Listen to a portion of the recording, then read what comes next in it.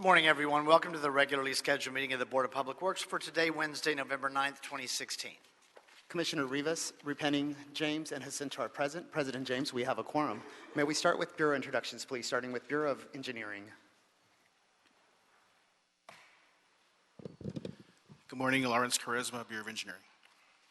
Good morning, Kimberly Fitzpatrick, Bureau of Contract Administration. Good morning, Ruben Flamenco, Bureau of Street Lighting. Good morning, Craig Shaw, Bureau of Street Services. Good morning, Dale Burgoyne, Sanitation. Good morning, Fernando Campos, Executive Officer. Our counsel is not here, Ted Jordan, but he will be joining us in a few minutes. He's in the vicinities. Yes, he is. I saw him. Go ahead. For the record, President James, we did not receive any speaker cards under general public comment. We do not have any commentary under the Neighborhood Council commentary section. We did receive a speaker card on item number 7 for today's agenda. Okay, then we will close general public comment as well as the Neighborhood Council category of commentary. Agenda item, well, first of all, let's go ahead and approve our meeting minutes from the meeting of Friday, August 21, 2016. Is there a second to my motion to approve those meeting minutes? By Commissioner Repenning. Any objection? Without objection, we will approve those meeting minutes. Agenda item number 1, we have a number of bid items that we will be opening the bids for today. Mr. Campos on agenda item number 1.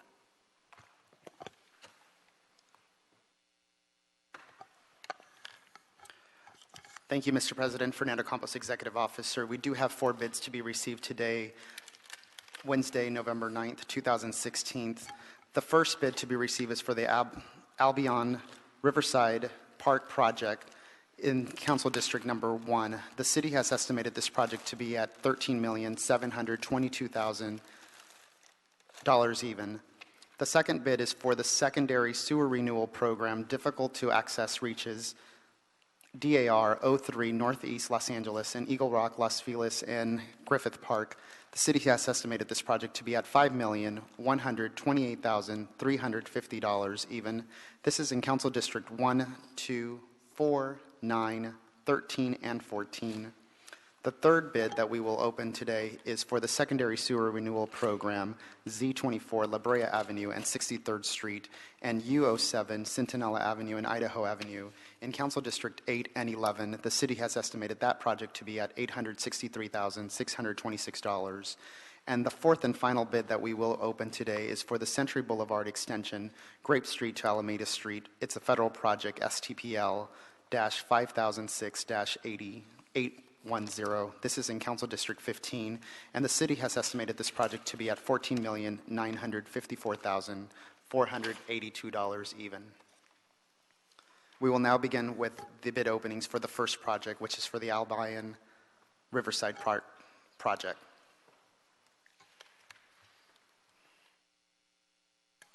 The first bid received for the first project is from the Los Angeles Engineering Incorporation for a total bid amount of $16,935,700 even.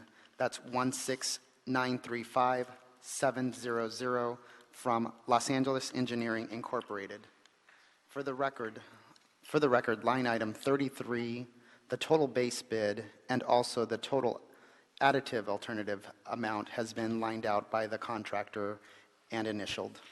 That's including also A4 line.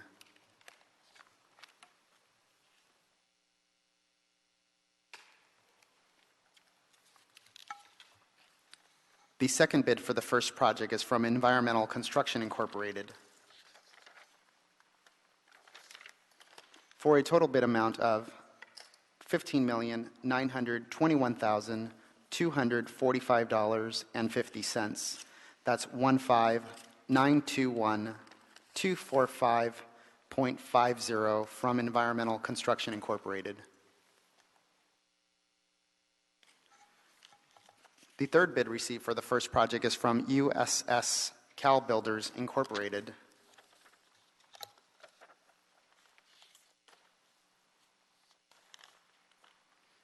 for a total bid amount of $15,833,716.64. That's $15,833,716.64 from USS Cal Builders Incorporated. For the record, line item number 9, line number A1, line number A2 has been crossed out by the contractor but initialed.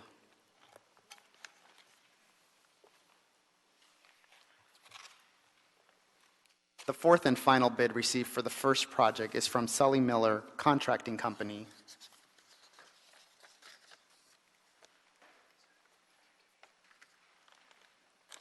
For a total bid amount of $16,625,000 even. That's 16625,000 from Sully Miller Contracting Company. For the record, line item 23, 31, 33, the total base bid and the total bid amount has been crossed out by the contractor but initialed. President James, that concludes the bid openings for the first project. We will now begin to open the bids for the second project, which is for the secondary sewer renewal program.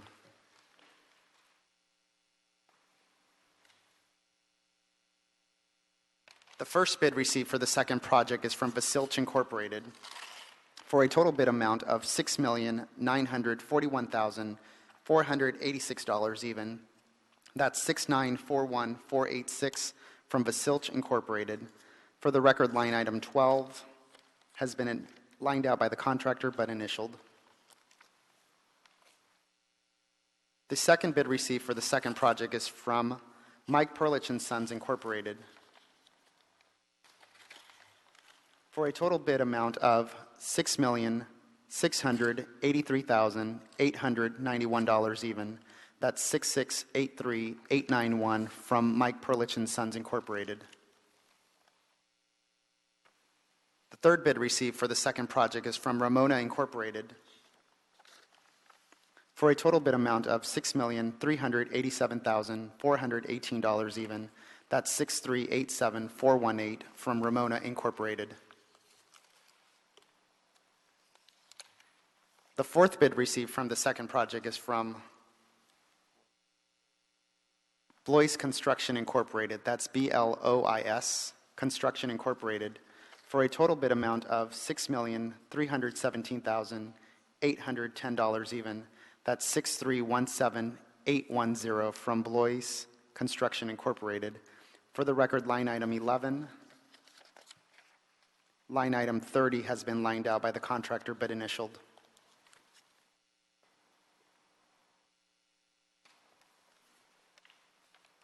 The fifth bid received for the second project is from MNR Construction Incorporated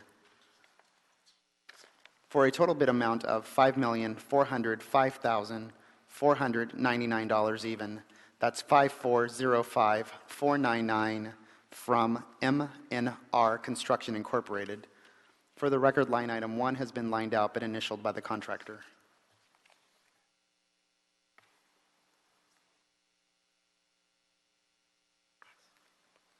The sixth and final bid received for the second project is from Kolich & Sons LP for a total bid amount of $7,870,665 even. That's $7,870,665 from Kolich & Sons LP. President James, that concludes the bid openings for the second project. We will now continue opening the bids for the third project, which is for the secondary sewer renewal program on La Brea Avenue and 63rd Street. The first bid received for the third project is from Kolich & Sons LP for a total bid amount of $1,879,174 even. That's $1,879,174 from Kolich & Sons LP. For the record, line item 18 has been lined out by the contractor and initialed.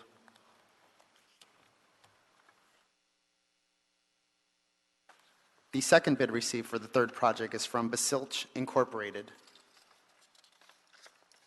for a total bid amount of $1,487,686 even.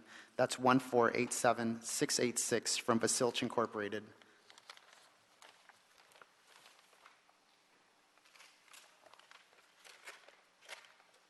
The third bid received for the third project is from Ramona Incorporated for a total bid amount of $1,243,443 even. That's 1243443 from Ramona Incorporated.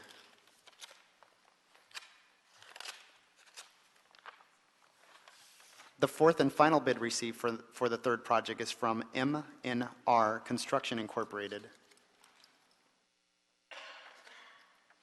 for a total bid amount of $1,105,230.50.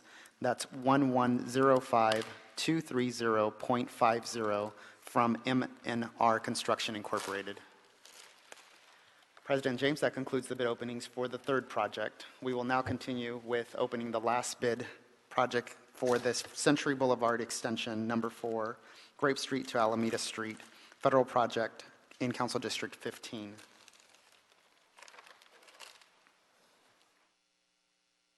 The first bid received for the fourth project is from OHL USA Incorporated, doing business as OHL USA Incorporated.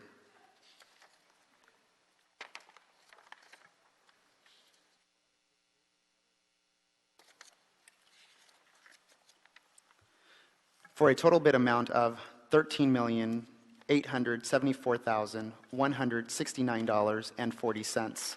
That's 13874,169.40 from OHL USA Incorporated. For the record, line item number 1958,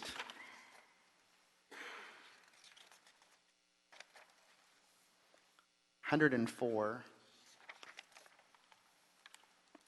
144, 148, and the total bid amount has been crossed out but initialed by the contractor.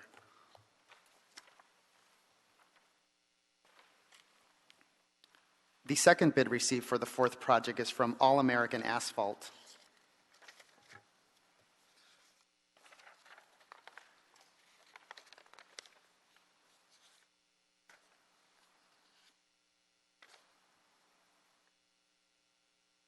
For a total bid amount of $16,283,665.30. That's 16283,665.30 from All American Asphalt.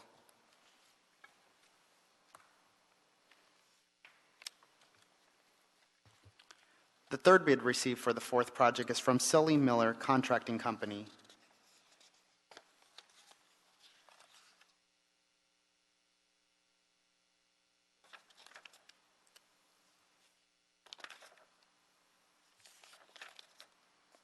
For a total bid amount of $12,329,204.65. That's 12329,204.65 from Sully Miller Contracting Company. For the record, line item 142, 144 has been lined out by the contractor but initialed.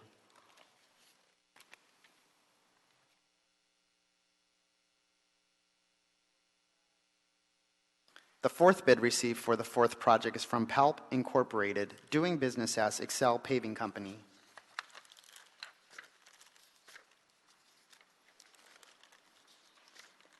For a total bid amount of $12,866,081.40. That's 12866,081.40 from Excel Paving Company. For the record, line item 25,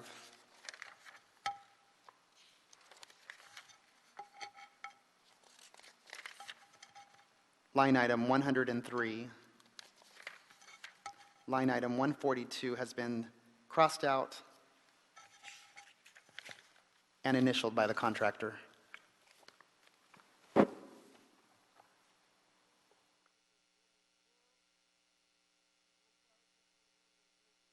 The fifth and final bid received for the fourth project is from W.A. Rassick Construction Company, Incorporated.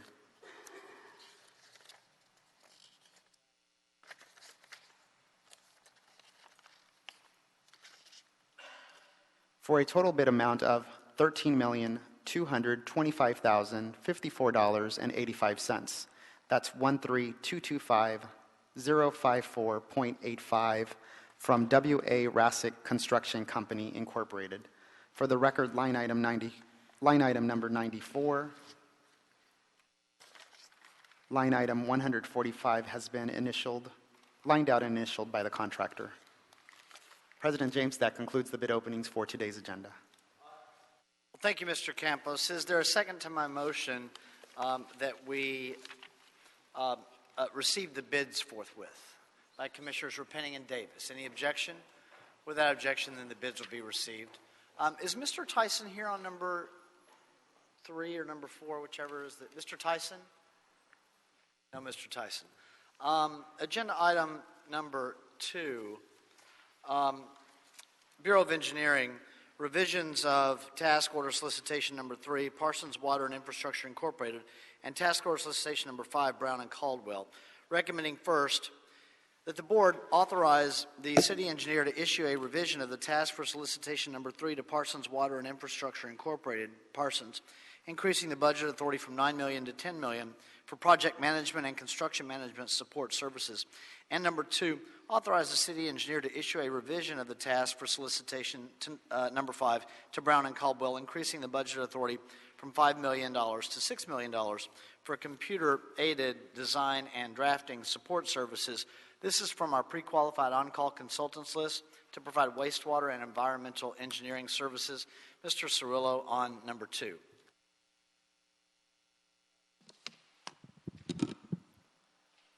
Good morning, Mike Cirillo with the Bureau of Engineering. The Bureau uses consultants to augment city staff in various capacities. The wastewater program is a prime example of that. At the Environmental Engineering Division, we utilize consultants for specialized needs and services, either where we lack the staff to do the work or we lack the expertise. They support the wastewater program in delivering approximately $75 million worth of projects per year. These contracts are set to expire in July of next year, and the process has been started already to establish a new set of on-call contracts, which hopefully will be executed in springtime after the first of the year. The contracting process has taken a little bit longer than originally anticipated. These original ceilings were set based on a forecast of how long we thought we would need these consultants under the current on-call list. Unfortunately, since the contracting process has taken a little bit longer, these task orders are running out of funds, and I need to ask for your approval to add some funding to these task orders in order to maintain the current staff that I have. This is not to add any new staff. This is only to maintain the current staff I have so I can get the new on-call contracts in place, at which point there'll be new task orders issued for the next 5-year period to support the wastewater program. Mike, do you think we will go through the additional funding? Will we get through the additional funding before the next step? All of it? Yes. Possibly, but possibly not. I think the forecast shows, it depends how long the contracting process really takes. If we can get the contracts executed. I guess at the end of the day, that's probably my question. Yeah. An estimate on that. Yeah, I'm estimating the contracts to be executed maybe in the February time frame, in which case we'll probably realize a little bit of savings here. Okay. Go ahead. The nice thing about providing the staffing is it provides us the flexibility to ramp up and to scale back when needed. So this request provides for the continuity of staff to continue working on critical wastewater projects. And if you look at the table, the Parsons and Brown Caldwell both are doing fairly well with the MBE, WBE sub-consultant usage, so I commend them for that. And that concludes my report. I'll take any questions. Anything on agenda item number 2? I don't have any questions. Commissioner Santos made a motion that we'll adopt agenda item number 2, seconded by Commissioner Davis. Any objection? Without objection, we'll adopt agenda item number 2. Any issues sending it forthwith? We'll send number 2 forthwith. Thank you, sir. Thank you.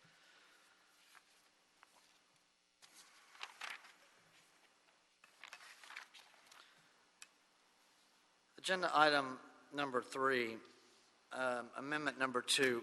gas electric energy exchange and steam supply agreements between the Bureau of Sanitation and the City of Los Angeles Department of Water and Power, recommending that the board approve the proposed amendment number 2 to amendment number 1 of the energy exchange agreement and the steam supply agreement, which has been in effect since April of 2014, and to both the Scattergood Hyperion Digester Gas Electrical Engineering Energy Exchange and Generating Facility Operating Agreement, authorized by Resolution Number 96-108, and the Scattergood Hyperion Steam Supply and Generating Facility Operating Agreement, authorized by Resolution 001-293.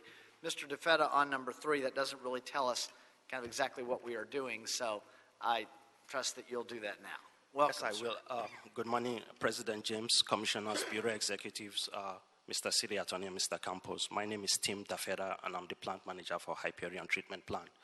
And the reason I'm here before you today is to request approval to proceed with Amendment 2 of the current power and steam agreement that we have with DWP Scattergood Plant. So under the current agreement, what happens is we produce digester gas, which is a biorenewable gas, and we send the gas over to the DWP plant next door. They, in turn, use that gas to generate electric power that they then send back to us. In addition, they also send steam back to us. So the gas we send to DWP is enough to cover roughly about 75 to 80% of our power requirements at Hyperion. So the remaining power we purchase from DWP.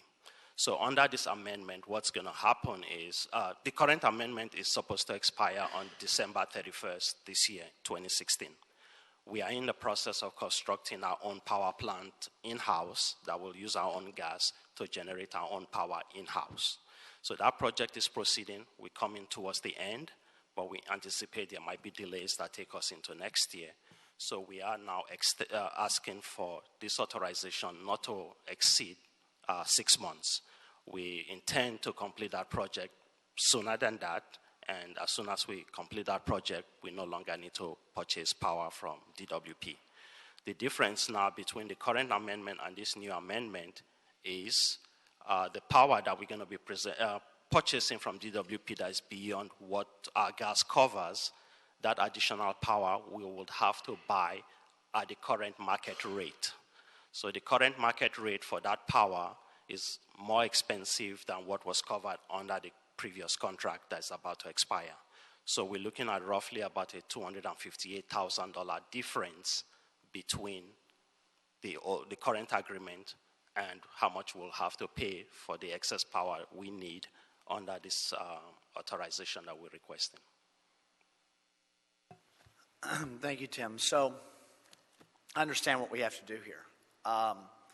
What is the outside window of time that you think we're going to have to continue to work in this amended arrangement until DGUP is up on its own? Is it the 6 months?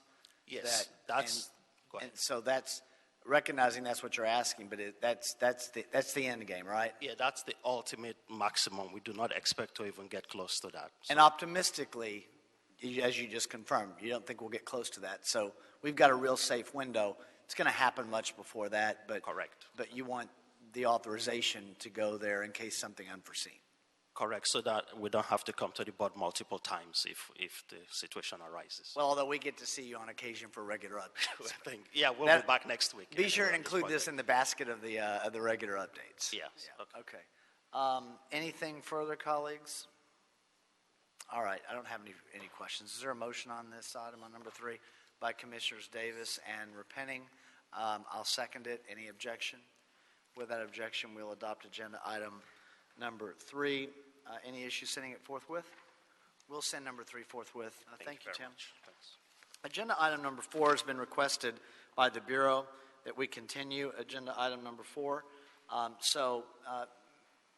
would continue agenda item number 4. I believe the request is for 1 week, Mr. Campos, so that 1 week from today is the 16th. 16th, Wednesday, Right. November So Wednesday, 16th. November 16th, 1 week from today on agenda item number 4.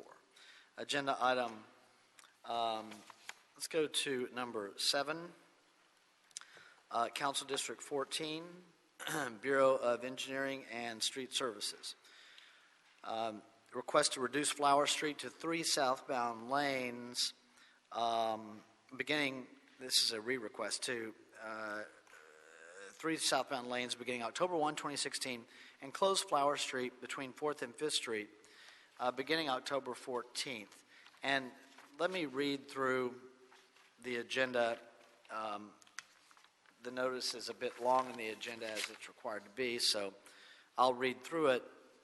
Then we'll have our representative from Bureau of Engineering, Mr. G, set up what the request is and the reason therefore. We'll have our speaker card on the item and then address any issues that's raised. The request is that the board first find that the Board of Public Works has reviewed and considered the information in the project draft environmental impact statement, environmental impact report, that was transmittal number 1, and the project final EIS and EIR transmittal number 2. Secondly, find under the California Public Resources Code, section 21166, and the California Environmental Quality Act guidelines, section 15162, on the basis of substantial evidence contained in the whole record, that since certification of the EIS-EIR, there have been no changes to the project, changes with respect to the circumstances under which the temporary street closure specified in recommendation numbers 7 through 10 below is being undertaken, or new information of substantial importance concerning the project, which cause new significant environmental effects or a substantial increase in the severity of previously identified significant effects, and therefore no subsequent EIR and no supplemental EIR is required for the subject temporary street closure. Number 3, adopt the January 20th, 2012 Mitigation Monitoring and Reporting Program, Chapter 8 of the final EIS and EIR as amended by the Metro Board of Directors on April 26, 2012, prepared by Metro as it pertains to construction impacts, including in particular mitigation measures that are listed in the agenda under number 3. Find number 4, under CEQA guidelines section 15091, that changes or alterations have been required in or incorporated into the project, which reduce or substantially lessen the significant environmental effects as identified in the EIS and EIR. Further find that there is no feasible alternative or additional feasible mitigation measures within the board's powers that would substantially lessen or avoid any significant effect the project would have on the environment. Number 5, adopt the attached CEQA findings of fact and statement of overriding considerations in transmittal number 3 as it pertains to the temporary street closure, and find that the economic, social, technological, and other benefits of the project outweigh its significant and unavoidable impacts. Number 6, specify that the Metro Transit Division of the Bureau of Engineering, located at 1149 South Broadway, and the board, located at 200 North Spring Street, and other relevant City of Los Angeles departments are custodian of the documents or other materials which constitute the record of the proceedings upon which the board's decision is based. 7, request that the board grant reapproval to temporarily reduce Flower Street to 3 southbound lanes. Again, request that the board grant reapproval to temporarily reduce Flower Street to 3 southbound lanes between 4th Street and 5th Street for 37 months, beginning on October 1, 2016 and ending on November 9, 2019, subject to the conditions identified within the report. Number 8, request that the board grant reapproval to temporarily close Flower Street between 4th Street and 5th Street for 14 58-hour weekends, starting Friday, this Friday, November 11th at 7 p.m., and ending Monday, well, respectfully Fridays at 7 p.m. and ending Mondays at 5 a.m. for the following weekends, subject to the conditions identified within the report. Some of these weekends have already occurred. October 14th to October 17, 2016, in conjunction with closure of 4th Street per recommendation number 9. October 21, 2016 to October 24, 2016, in conjunction with closure of 4th Street per recommendation number 9. October 28 to October 31, 2016, in conjunction with closure of 4th Street per recommendation number 9. November 4 to November 7, in conjunction with the closure of 4th Street per recommendation number 9.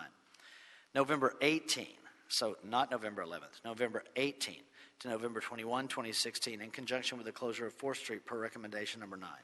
December 2nd to December 5th, 2016, in conjunction with the closure of 4th Street per recommendation number 9, obviously skipping over Thanksgiving. December 9, 2016 to December 12, 2016. January 6, 2017 to January 9, 2017. January 13 to January 16, 2017. January 20th to January 23rd, 2017. January 27 to January 30th, 2017. February 3rd to February 6, 2017. February 10 to February 13, 2017. Ninth, request that the board grant reapproval to temporarily close 4th Street between Figueroa and Flower Street for 6 58-hour weekends, starting Friday at 7 p.m. and ending Monday at 5 a.m. for the following weekends, subject to the conditions identified within the report. Some of these, of course, have taken place. October 14 to 17, 2016, October 21 to 24, 2016, October 28 to 31, 2016, November 4 to 7, 2016, and then coming up, November 18 to 21, 2016, and December 2 to 5, 2016. Number 10, request that the board reapprove the peak hour exemption, transmittal number 4 on Flower Street, between 4th Street and 5th Street to allow construction work in the morning peak hours, 6 a.m. to 9 a.m., and afternoon peak hours, 3:30 p.m. to 7 p.m., starting October 1, 2016, and ending November 9, 2019, subject to the conditions identified within the report. Number 11, reauthorize the city engineer and the director of the Bureau of Street Services to administratively approve 4 additional 58-hour weekend full closures, recommendation numbers 8 and 9 above. If unforeseen conditions are encountered which delay the completion of the construction of roadway decking and of the Flower Street tunnel box structure in conjunction or connection with the Metropolitan Transportation Authority's Regional Connector Transit Corridor Project. Mr. G on agenda item number 7. So, just a couple of things, a summary of why you're back on some of these closures and reference to the word reapproval. Go ahead, sir. Good morning. I am Curtis G. from the Bureau of Engineering Metro Transit Division. The Metro Regional Connector Project is a 1.9-mile underground light rail transit system through downtown Los Angeles that will extend from the GO Line Little Tokyo Station to the 7th Street Metro Center. This street closure request was previously approved by the Board of Public Works on September 30th, 2016. Due to the duration and complexity of the street closure, the city and Metro wanted a more comprehensive street closure board report with California Environmental Quality Act, CEQA findings. This item is before the board again for reapproval and to confirm the approvals comply with CEQA. Therefore, this report makes 6 additional recommendations to the board that addresses CEQA and the associated requested street closures.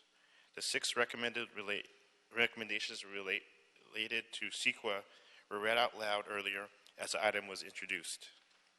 As a responsible agency, the board must comply with CEQA when granting a permit authorizing the closure of the subject streets. Acting as a responsible agency, the board must certify that it has considered the environmental effects of the street closures. In summary, the Metro and the Regional Connector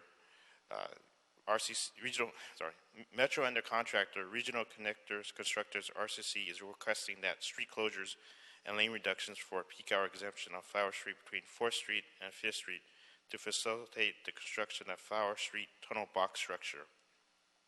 The requested peak hour exemption is to allow construction to take place within the public streets in the morning peak hours and afternoon peak hours.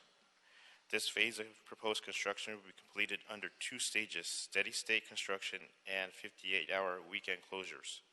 Steady-state construction will create a temporary work zone and will temporarily close lanes on the east side of Flower Street, thereby reducing Flower Street to 3 southbound lanes between 4th Street and 5th Street for 37 months. This closure began October 1st and will end November 9th, 2019.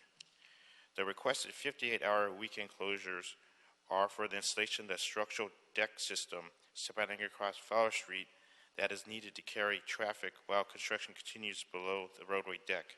The 58-hour weekend closures will temporarily close Flower Street between 4th Street and 5th Street for 14 58-hour weekends starting Friday at 7 p.m. and ending Monday at 5 a.m. for various weekends that started October 14, 2016 and will end February 13, 2017. The specific weekends are listed in the report and were read earlier. In conjunction with the Flower Street 58-hour weekend closures, 4th Street between Figueroa Street and Flower Street will be temporarily closed for 58-hour weekends starting Friday at 7 p.m. and ending Monday at 5 a.m. for various weekends that started October 14th and will end December 5th, 2016. The specific weekends are listed in the report and were read earlier. I therefore ask that the board to adopt this board report with the recommendations that are listed in the report, which have been stated in the start of this agenda item, and with the conditions stated here. 1. Pursuant to the City of Los Angeles and Metro Master Cooperative Agreement, MCA, City Council Contract Number C104288 and Board Joint Report Number 1, Regional Connector Special Permitting Process adopted September 12, 2014. Associated permit fees shall be waived. 2.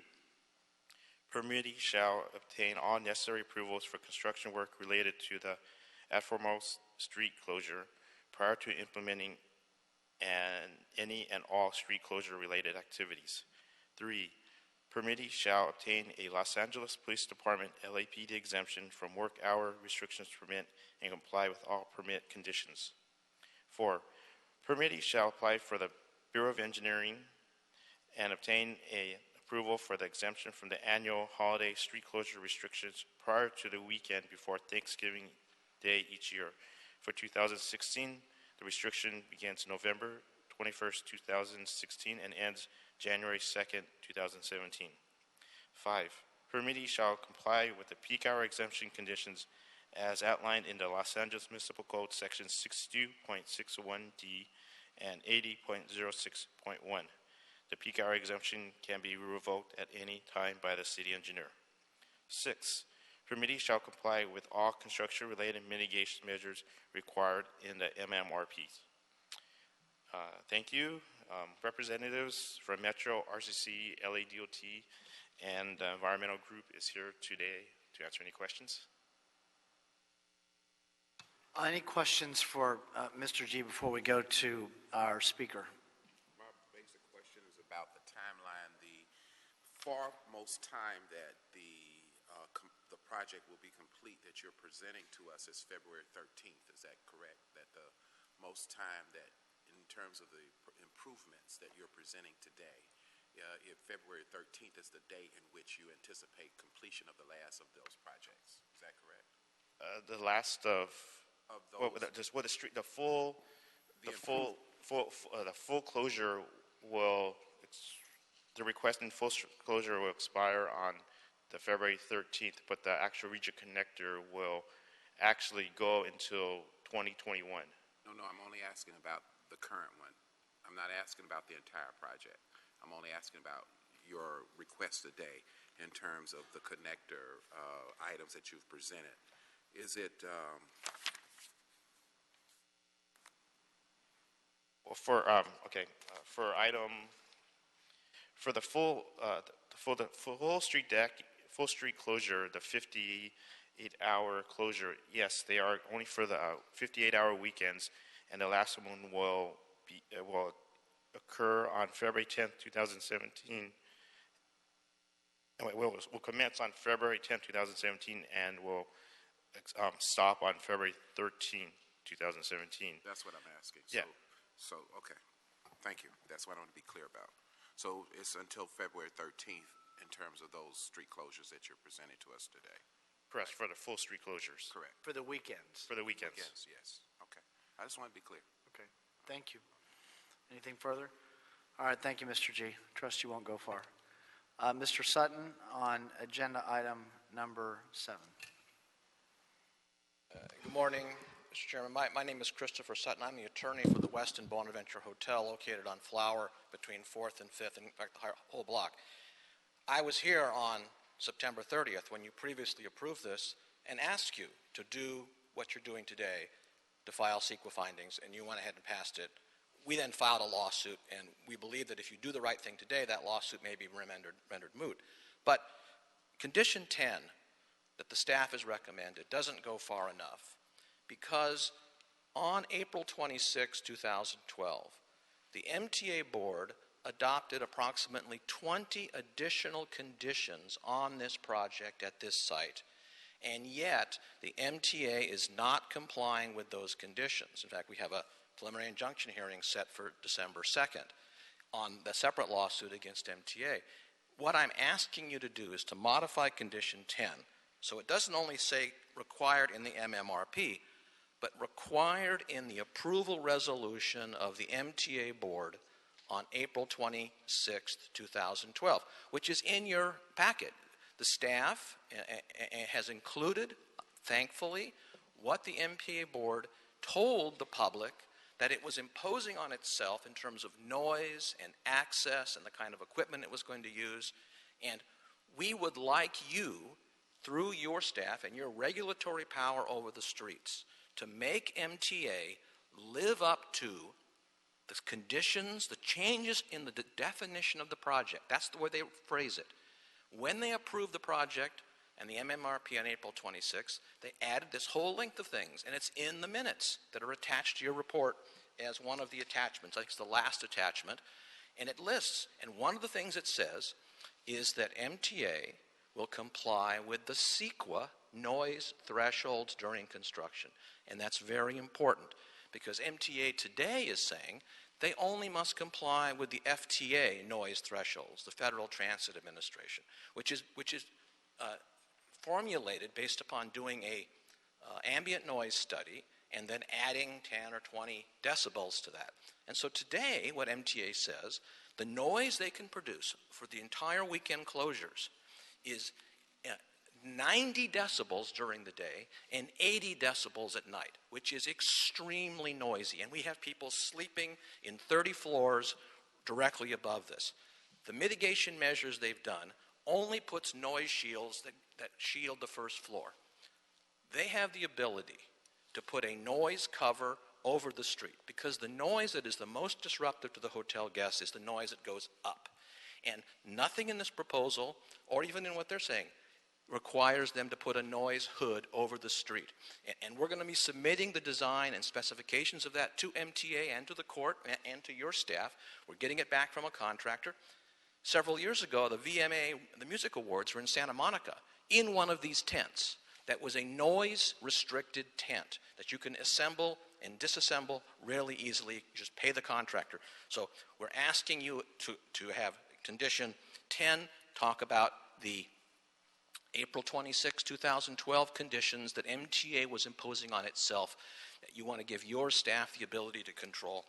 And the other item that's not addressed that's occurred during these last 4 weekends where we've had to endure all of this construction noise from Friday night, Saturday night, Sunday night for our guests is that what happened is the street closures that were approved on September 30th didn't take into account the filming closures. So that what happened on April 14th, the film office of the city and maybe BOE or someone else approved a filming closure on Upper 4th Street. And then later, they approved a filming closure on Lower Flower. And then at the same time, there was the AIDS Walk, which closed Grand and closed 5th Street. And then 2 weeks later, there was the LA Marathon, which closed Figueroa. And none of these adjoining street closures were considered in the street closure documents sent to LADOT or to BOE, your people. And the problem is that MTA is really playing fast and loose with the truth. When I was here on September 30th, I asked you to ask Mr. Serrano from LADOT, who is sitting in the audience, whether or not he felt that they were being misled by MTA. And he was smiling as I spoke. And he got up and he spoke, and the only question you asked Mr. Serrano was, when did you approve the worksite traffic control plan? And he said, yesterday. And you asked him no other questions. And I see Mr. Serrano, I don't think he's here today, but Mr. G is, and the question is, did MTA mislead BOE and LADOT on this issue of a traffic management plan, which they said we don't have to have, but they were already secretly preparing?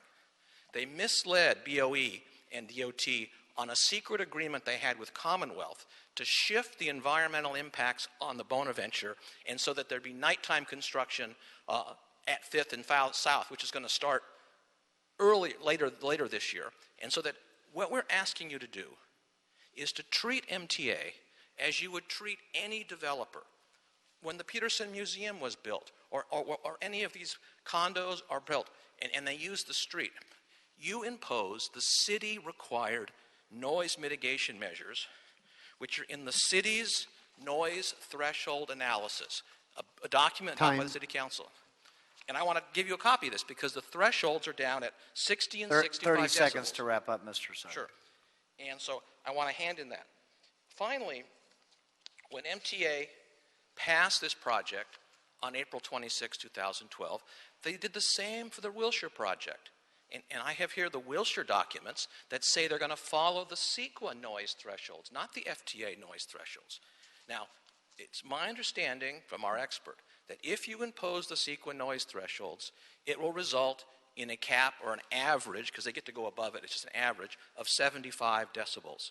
And it's adjusted at night a little bit downward. It's a different standard. So that if you impose the CEQA noise thresholds, MTA will have to meet the city's noise requirements at 75 decibels and not go 80 decibels during the day, 80 at night, and 90 decibels during the night. And we believe the city has that authority. We believe under CEQA that is an appropriate condition. I'd ask for 30 seconds. I don't know if anybody was keeping track of that. I want to give you a copy of the documents related to the city's noise standards and what the city... You can leave it with Mr. Campos. Thank you, sir. Regarding Metro, MTA, is there an MTA representative? And then I have a question for our city attorney.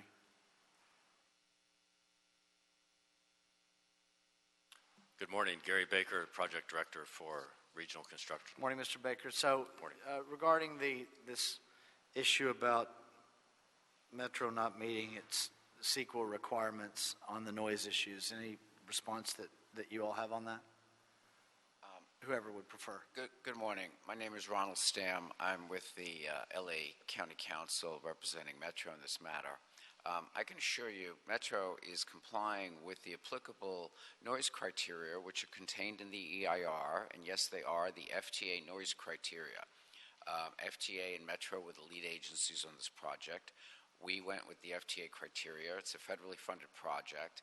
These are 1 hour averages of 90 dBs during the day in a commercial zone and 80 dB at night. I can assure you we are well below the 80 dB 1 hour We're talking about Flower Street, correct? On Flower Street, exactly. Okay. Even though the Bonaventure Hotel is a residential property, it is in a commercial zone, and the criteria that apply under FTA's noise manual are 90 during the day, 80 at night. We're also complying with our contractual standard with our design builder. And there is no need to comply with a city standard. The city standard is not the CEQA standard in this case. It is the FTA criteria that are in the environmental document. That answers my question.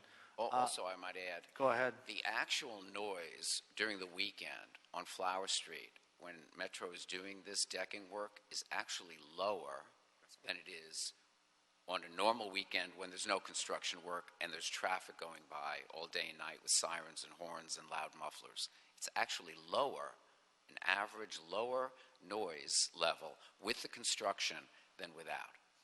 Point of clarification. Commissioner Davis. In terms of the city requirement is 75, is that correct? The city's CEQA threshold guide, which we don't believe applies in this case because the city's not acting as lead agency. It doesn't need to apply its own criteria. It merely needs to review the document that Metro and FTA prepared and make certain findings and apply the mitigation measures that you did in September and you're prepared to do again today. The city's noise criteria is a 24-hour average. It's what's called a CNEL. It's a community noise equivalent level that's averaged over 24 hours, and there are some penalties for nighttime noise. But that is 5 dB over ambient. Ambient on Flower Street on a 24-hour average basis is probably in the low 70s. Mm-hmm. So adding 5 to that would make it 77. Mm-hmm. We're below that also on a 24-hour average. It appears from my observation and hearing testimony that we really are not that far from what the federal requirements are, and even those that have been discussed as far as the city's requirements. I mean, the difference between 80 and 75 isn't that great, given the fact of the practice of what we're doing in construction, according to your testimony, is not 80 anyway. It is probably right in the ballpark of what is being proposed to us based upon your testimony. We are well below federal CEQA document guidance criteria as well as the city criteria. What the Bonaventure is objecting to are what's called spikes in noise, LMAXs, instantaneous noise events that might be louder than what you'd normally expect. Those are momentary sounds which might wake up a guest or not. It's very subjective. There is no standard that deals with those LMAX events, those instantaneous momentary spikes that go away 2 or 3 seconds later. So given the fact that in our practice of the construction at this particular site, it appears that we are well within compliance of even what is being requested by the Bonaventure based upon the testimony before us here today. This issue about this noise cover, how expensive is that? What is the practice on that noise cover? We don't believe it's feasible. We don't have ownership or control of the overpasses on Flower Street, the 4th Street Bridge, and the pedestrian overpasses, which would arguably need to be used to drape some kind of cover over Flower Street. It's not feasible from a construction standpoint. We have a tall crane that has to lift deck beams into place. That can't function with a cover over Flower Street. I see. And in terms of the construction on this particular issue in which we're discussing, is this up until the February 13th date that we talked about earlier? The weekend closures. Yes, sir. That's Yes. to February 13th. Right. Date. Okay. Thank you for that. Thank you, Commissioner Davis.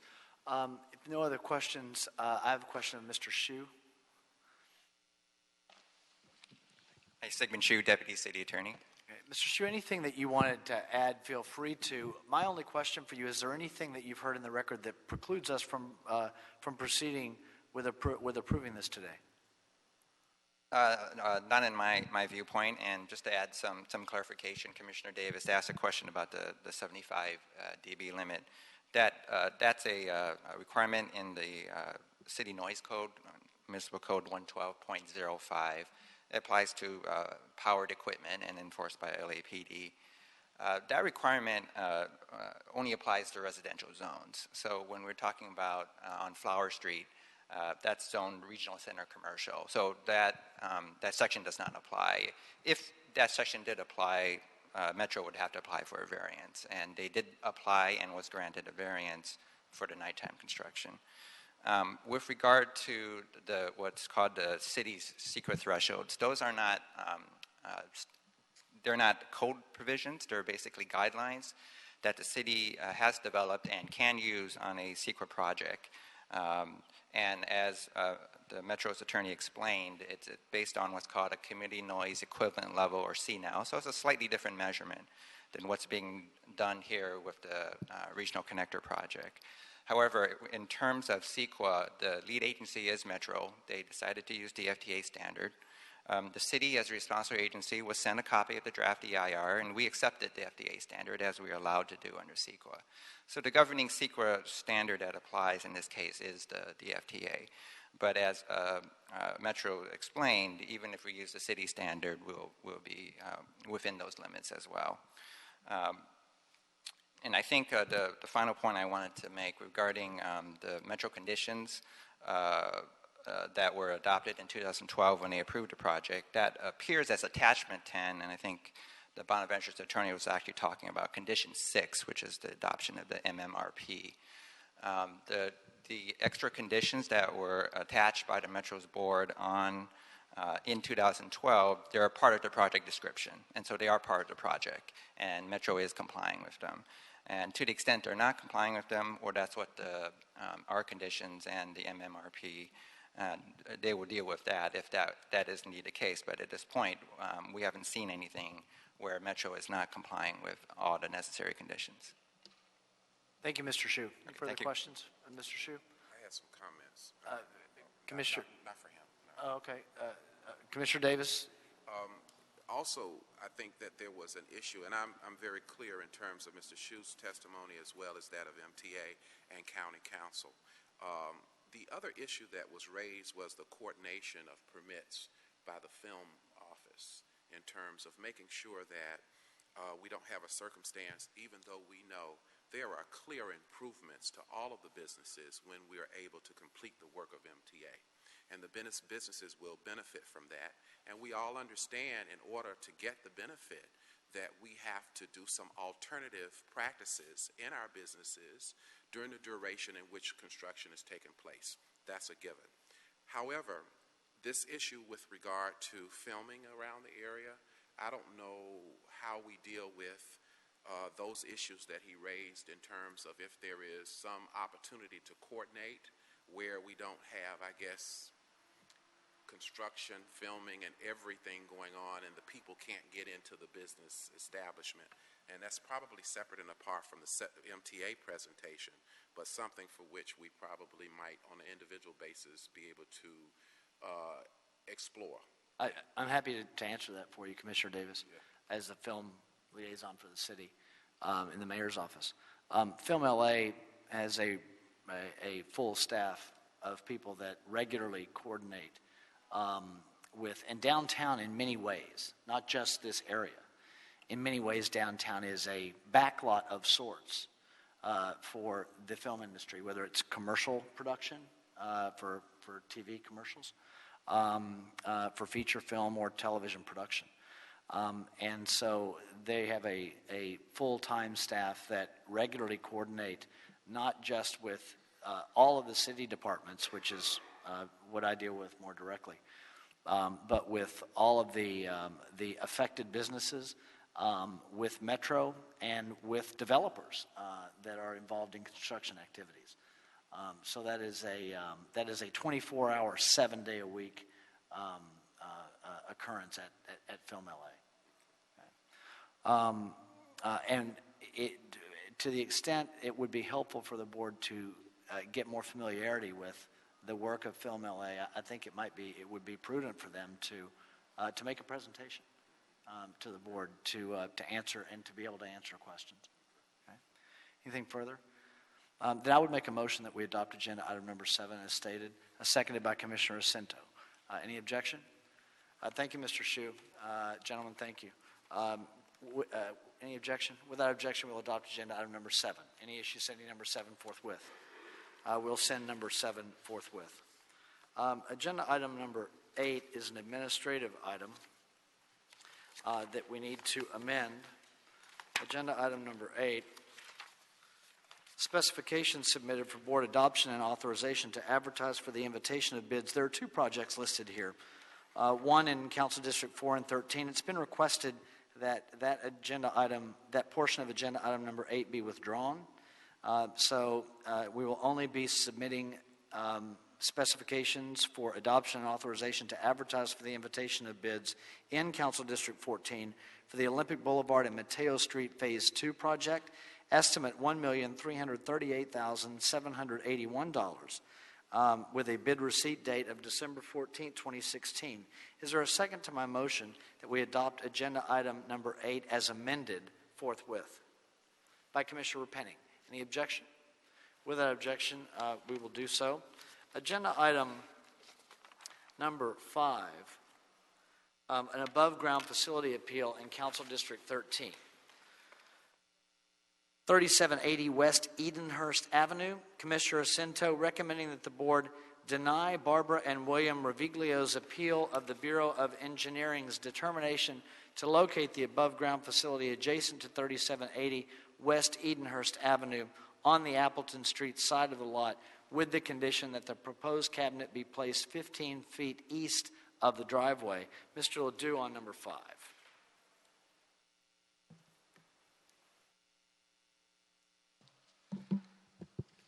Good morning. My name is Jeff Ledoux. I work with Bureau of Engineering Central District. This is a proposed AT&T high-speed internet cabinet to be placed next to residential property at 3780 West Edenhurst on the Appleton Street side. It is in CD 13 Mitchell Farrell's district. They have remained neutral on this. The appellant is the, I guess, let's see here, William Reviglio is the owner of the property. Barbara is his daughter. We did meet out at the property with AT&T to discuss this matter with both Barbara and William. Apparently, Mr. Reviglio had worked for AT&T for a number of years and was familiar with the company. His basic position was he did not want the cabinet placed adjacent to his property under any circumstances whatsoever. We did look at where else it could be placed. His property was by and far the best place to put it. The original location would have sort of centered the cabinet on the side of the house. But we could place it so that it faced the backyard rather than the center houses, which is what moving it 15 feet east of the driveway does, which is much less invasive for the property. Also, they were building a fence blocking off the property from the sidewalk, as I said, they were having problem with graffiti. So also taking that cabinet and shoving it further away from the house so that it's in the backyard would help prevent graffiti to the house itself. When we had the appeal hearing with Commissioner Jacinto, the appellants did not show. I'm having a very hard time with them. The email address they gave me does not work. The phone numbers they give me, if I don't connect with them directly, it doesn't even have a voicemail on it. So they did not show up at the appeal hearing. To try to get them to this hearing, I did once again call them and try to connect with them. I was not able to do so, so I sent them a letter on October 31st telling them that this was coming before the full board for a final determination. So I've done all I can to try and get the information to them that if they wanted to appear, that this was time and date to do so. Mr. Ledoux, was there something I read in the board report that we're moving, maybe it was a result of the meeting that took place, the on-site meeting? There was an agreement to move the cabinet, was it 15 feet? 15 feet, it's 15 feet east of the driveway. Maybe further, than the original proposal. What happened is after basically Mr. Reviglio went back into the house, his son-in-law showed up, and we talked to the son-in-law, and basically I suggested that we could move it nearer to the driveway so that it's centered on the backyard, and he just said anything you could do would be better than what is proposed, and that's about the most I've got out of anybody. And so that was done to accommodate that request? Yes. That was what we were able to do? Yes. Okay, and this was still all that said, with the additional review done by AT&T, that was the determination that was made, it's still the best location? Yes, and revised location is acceptable to AT&T. Any questions? No questions? Commissioner Jacinto's made a motion that we adopt agenda item number 5. Seconded by Commissioner Davis. Any objection? Without objection, we'll adopt agenda item number 5. Any issue sending number 5 forthwith? We'll send number 5 forthwith. Thank you, Mr. Ledoux. Agenda item number 6, Council District 4, Bureaus of Engineering and Sanitation. Task order solicitation number 31. This is a sole source task order to Lara Architects, Los Angeles, recommending that the board authorize the city engineer to issue a sole source task order to Lara Architects, Los Angeles from the pre-qualified on-call architectural consultants list to provide design and construction administration services in connection with the Los Angeles Glendale Water Reclamation Plant personnel building project with a budget authority not to exceed $1,512,000, which includes contingency. Mr. Zahedi here to explain the justification for the sole source on this. Go ahead, sir. Good morning, Sean Zahedi, Bureau of Engineering, Environmental Engineering Division. As you indicated, our recommendation is to authorize the city engineer to issue a sole source task order to Lara Architects from the pre-qualified on-call architecture list to provide design and construction administration services for the Los Angeles Glendale Water Reclamation Plant personnel building with a budget authority not to exceed $1,512,000 inclusive of contingency. Bureau of Sanitation requested Bureau of Engineering to plan for additional space for office personnel, laboratory staff, and control room at the Glendale plant, which are currently housed in the administration building and temporary trailers. The admin building was built in 1972. It's a one-story masonry wall structure, and the facility is undersized and outdated. There are basically three major areas there: the lab, the control room, and a public assembly room. And the building is currently not in compliance with the ADA requirements. So Bureau of Engineering issued a TOS to the firms on the pre-qualified on-call architectural consultant list to submit proposals for providing facility programming services for the LAG personnel building. Lehrer Architects was selected and an NTP was subsequently issued to them. They delivered their facility programming report in June of 2016. The selected alternative includes remodeling the existing admin building and constructing a new 2,700 square foot building and modifications to the landscaping and parking at the LAG campus. On April 27 of 2016, the Chief Operating Officer of Sanitation requested that LA San and BOE recommend the issuance of a sole source task order to Lehrer for the design of and construction administration services for this project. LA San and BOE recommend sole sourcing to Lehrer for the design and construction administration services for the following reasons. One, Lehrer has demonstrated a unique and innovative approach to addressing LA San's needs and requirements at LAG. Awarding the design task to the same firm will ensure consistency and provide continuity throughout the implementation of the project. Two, Lehrer is proposing a diverse team of sub-consultants, including minority businesses, women-owned businesses, and small business enterprises. Three, one of Lehrer's sub-consultants has been involved in the landscaping design for the LA River Revitalization Master Plan. And their proposed landscaping scheme for the Glendale campus ties in well with the landscaping for the LA River, which runs adjacent to the plant. Four, Lehrer has a strong track record in the design of municipal buildings and laboratories. Five, allowing another architect to perform the design may result in changes to the already approved concept. Further, unlike Lehrer, another firm will have a steep learning curve understanding the nuances of the project.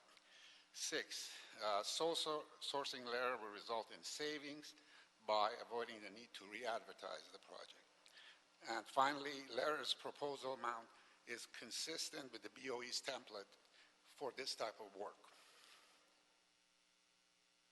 This task order will be subject to the BIP requirements. The city has anticipated participation levels of 18% MBE, 4% WBE, 25% SBE, 8% EBE, and 3% DVBE. For the prior site programming task order, which was under $100,000 and not subject to BIP requirements, Lehrer pledged MBE participation levels of 10.7%, WBE of 6%, and SBE level of 4%. And based on their final invoice dated July 6, 2016, for the programming task order, Lehrer achieved participation levels of 10.7% MBE, 6% WBE, and 4% SBE.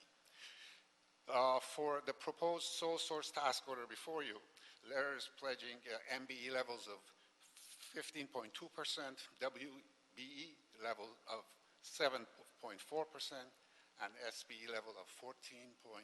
The table on page 3 shows the sub-consultants that LERA is planning to use to complete this work.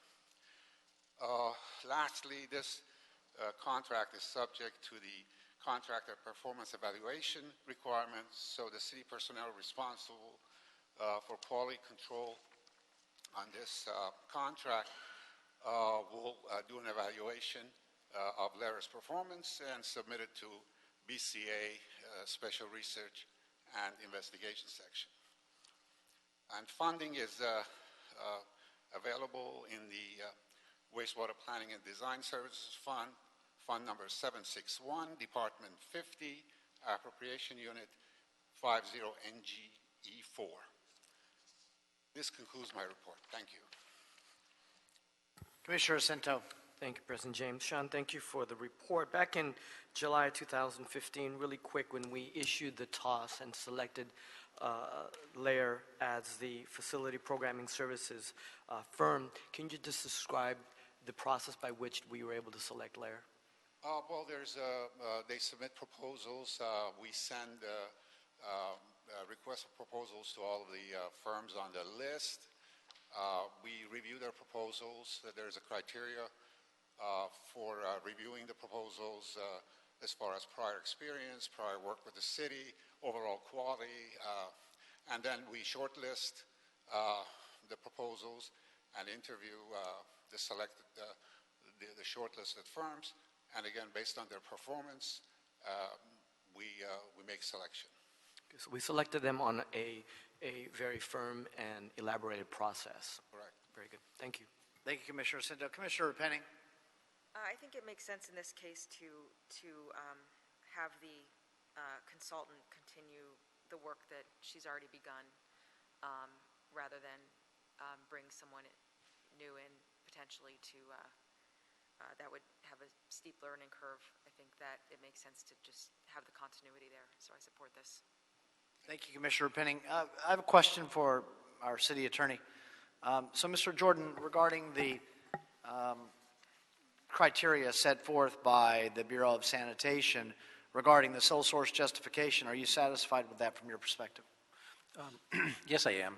Based on the city's needs here in connection with the LA Glendale facilities, personnel building, as stated in the report, written and oral, undersized, outdated, and non-compliant, and given what the vendor brings, which is they have previously been selected through a competitive process, and they have now brought with them both the expertise and the ability to save time and resources, funding.